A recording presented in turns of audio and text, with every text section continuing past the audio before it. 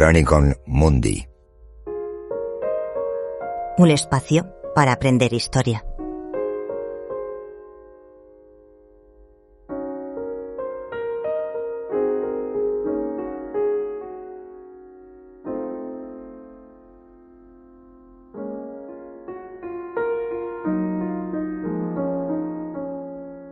Bueno, pues después de sumergirnos en la vida y la obra de Santa Teresa de Jesús, hoy abrimos un nuevo capítulo. Un capítulo muy esperado y además muy conectado con Teresa. Totalmente. Vamos a analizar a otra figura monumental de la fe y la literatura del Siglo de Oro. Alguien muy cercano a ella, su contemporáneo, su colaborador y casi su alma gemela espiritual, San Juan de la Cruz. Es una figura fascinante, de verdad, y a menudo un poco mal interpretada. Se le conoce por la cima de su poesía, claro. Poemas como Noche Oscura, Cántico Espiritual. Exacto, que son de una belleza casi extraterrestre. Pero para entender de dónde sale esa poesía, hay que hacer algo que no siempre se hace. ¿Qué sería? Pues bajar al barro, bajar a la vida del hombre de Juan de Yepes y al mundo tan convulso que le tocó vivir. Esa es justo nuestra misión hoy. Tenemos delante un montón de extractos biográficos, crónicas de la época, análisis. El objetivo es ese: construir el retrato del hombre para, más adelante, poder asomarnos al místico y al poeta. Me parece el camino correcto. Así que, para empezar, hay que viajar en el tiempo, a su mundo. Y menudo mundo. Estamos en pleno Siglo de Oro español, ¿verdad? En pleno Siglo de Oro, pero con todos sus matices, que son muchos. Es una época de contradicciones, yo diría que brutales. ¿En qué sentido? Pues mira, por un lado, es una explosión cultural que no tiene precedentes. Piensa que son los años de Cervantes, de Lope de Vega... De Velázquez. Claro. Hay un orgullo imperial, una sensación de que España es el centro del mundo. Pero por otro lado, y esto es clave para entender a Juan de la Cruz, es una época de una ortodoxia religiosa asfixiante. La Contrarreforma en pleno apogeo. Exacto. La Iglesia Católica está reaccionando a la reforma de Lutero y lo hace, blindándose. La Inquisición está más activa que nunca, vigilando cualquier posible desviación. Ahí es cuando se publica el famoso Índice de Libros Prohibidos, en 1559. Eso es. Se prohíben autores espirituales por considerarlos sospechosos de luteranismo. Hay miedo a la heterodoxia, a cualquier cosa que suene a experiencia religiosa personal y no controlada. Y sin embargo, y esto es lo fascinante, en medio de esa rigidez surge una fuerza contraria potentísima. Movimientos de reforma dentro de las propias órdenes religiosas. Gente que dice, nos hemos relajado. Justo. Hemos perdido el rumbo, hay que volver a la austeridad, a la oración de los orígenes. Y es en esa tensión, entre el control férreo y ese anhelo de autenticidad, donde va a nacer y crecer nuestro protagonista. Pues empecemos por ahí, por su nacimiento, porque sus orígenes ya lo marcan todo. Juan de Yepes y Álvarez nace en Fontiveros, un pueblecito de Ávila, en 1542. Otro abulense, como Teresa. Otro abulese. Su familia eran tejedores de seda, pero venidos a menos, en una situación de pobreza extrema. El padre, Gonzalo, muere siendo él muy niño, y la madre, Catalina, se queda sola con 3 hijos. La palabra que usan las crónicas es miseria. Y no es una forma de hablar, ¿eh? Hoy en día la expresión pobre de solemnidad, que era su estatus oficial, nos suena casi literaria. Sí, es verdad. Pero la época era una categoría social real. Significaba estar en el último escalón, depender por completo de la caridad para no morir de hambre. De hecho, la familia tiene que emigrar a Medina del Campo, que era un centro comercial importante, buscando alguna oportunidad, pero las penurias continúan. Claro. Y esta experiencia de la nada, del no tener absolutamente nada, no es un concepto teológico que él aprende luego en los libros. Es el tejido de su infancia. Y de esa infancia tan dura hay un relato que es casi fundacional. Cuentan que, siendo muy niño, se cayó a una laguna, a un pozo cenagoso. Sí, lo he leído. Y cuando por fin lo sacan, ileso, él cuenta que una señora muy hermosa lo había sostenido para que no se ahogara. Una de esas anécdotas que, sea real o una construcción posterior, ya te habla de la sensibilidad que se estaba forjando en ese niño, ¿no? Totalmente.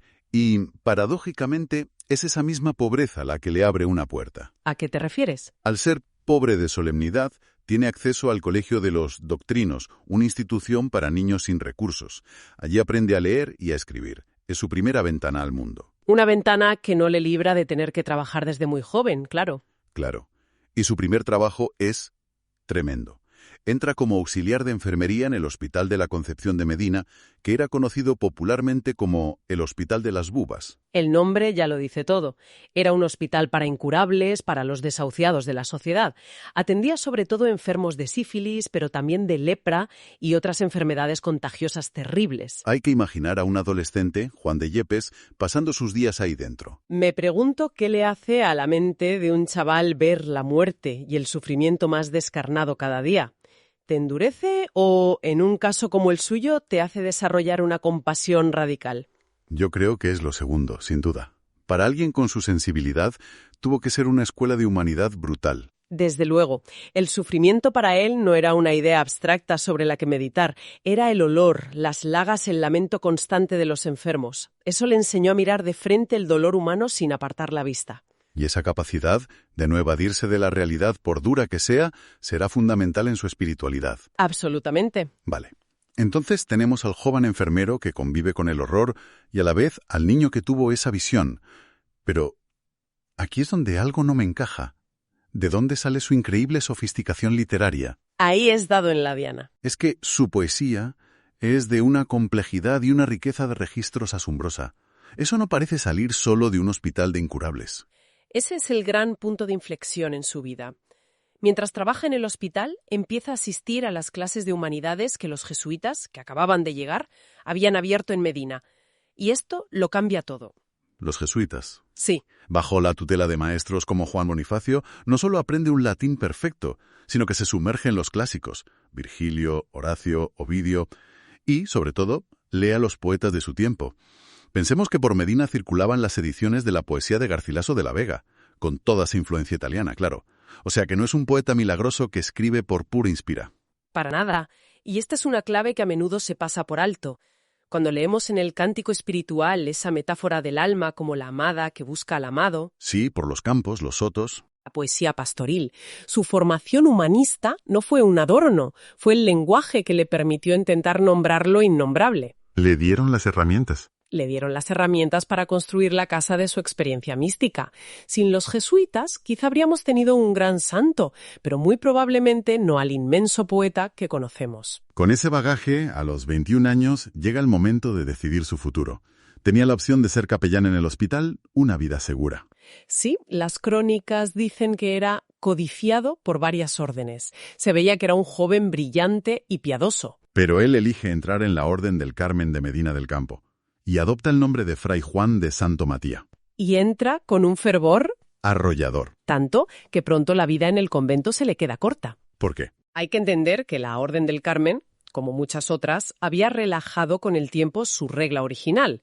La vida era relativamente cómoda y él anhelaba algo más radical. Más silencio, más soledad, más rigor. Buscaba el desierto, en un sentido espiritual. Y eso que lo envían a la cima académica, a la Universidad de Salamanca, a estudiar artes y teología.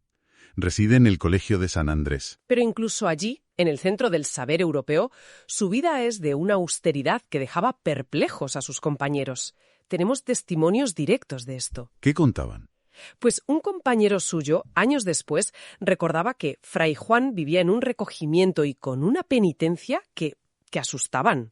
Contaba que usaba cilicios de esparto directamente sobre la piel y que su cama era literalmente un cajón de madera. ¿Un cajón? Lo llamaba un cuezo, sin colchón, con una tabla como cabecera. ¿Pero eso parece una contradicción? Está en la Salamanca del conocimiento, uno de los faros intelectuales de Europa, rodeado de libros, y su reacción es buscar aún más penitencia y dormir sobre una tabla. Es una contradicción solo aparente. Él no rechaza el conocimiento, de hecho lo absorbe todo. Lo que siente es que ese conocimiento por sí solo no llena su sed de Dios. No es suficiente. Entiendo. Siente que el ruido, incluso el ruido intelectual de la universidad, lo distrae de lo esencial. Por eso, esa vida en el Carmelo calzado, como se le llamaba, no le satisface. Y llega a tomar una decisión drástica. Decide irse. Sí. Lo que nos cuentan es que estaba decidido a pasarse a la orden de los cartujos. Los cartujos. Eso eran palabras mayores, ¿no? Era el sumum de la vida contemplativa. Silencio absoluto, aislamiento casi total. Era la opción más radical. Y él estaba a punto de dar el paso. Y justo ahí, el guión da un giro de película. El encuentro. Verano de 1567. Recién ordenado sacerdote. Viaja a Medina del Campo. Y allí se cruza con Teresa de Jesús. Ella acababa de fundar su segundo convento de monjas reformadas y, como ya vimos, andaba desesperada buscando frailes para empezar la reforma de la rama masculina. Es uno de esos momentos que cambian la historia. Totalmente. Teresa ya había oído hablar de ese frailecito joven y sabio. Le habían dicho que era un hombre de muchas letras y a la vez de mucha experiencia de Dios. Una combinación rarísima. Y cuando lo conoce, ve en él, en ese hombre menudo, callado, de apenas 25 años, la piedra angular que necesita para todo su proyecto. es que es una escena increíble. Tienes a esta mujer, que ya pasaba de los 50, una fuerza de la naturaleza, con una capacidad de persuasión legendaria. Y a este joven fraile, brillante pero introvertido, a punto de esconderse del mundo en una cartuja. ¿Qué le pudo decir para que cambiara de opinión de una forma tan radical? Teresa era una psicóloga extraordinaria. Entendió perfectamente lo que él buscaba. No le ofreció cargos ni honores.